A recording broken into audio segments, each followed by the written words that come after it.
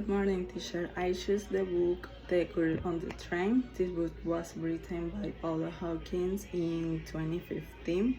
The genre is psychological suspense. The book tells us the story about Rachel, who is an alcoholic and divorced woman who travels by train to London every day, and she observes a couple who she calls Jess and Jason that she idealized like the representation of a perfect life.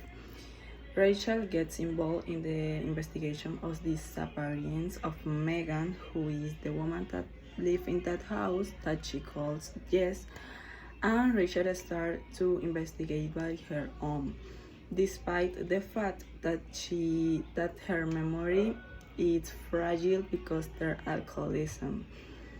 And as the story progresses, we can find that Rachel starts to question her own memory and the reality around her. That's why I choose this book, because I really like the suspense. I enjoy reading the suspense, psychological suspense, and I really like that in each chapter you can find something new. If you really like the suspense, I highly recommend this book. You should read. The two characters that I think stand out in the story are the two women, because at the beginning of the story they didn't know each other, but as the story progresses, we can find that both had similar problems. But the difference is how they solve this problem and these situations.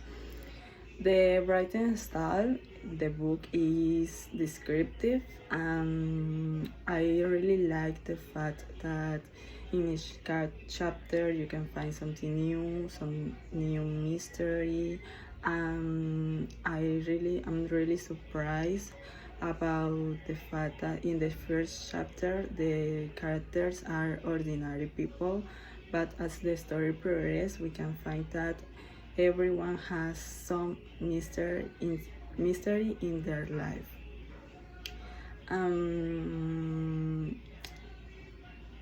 I highly recommend it, and when I finish this book I think about how people have so many different problems, but the difference is how we deal with this situation of difficulties. And I think this is the message of the book, how we deal with those difficulties and situations in our life.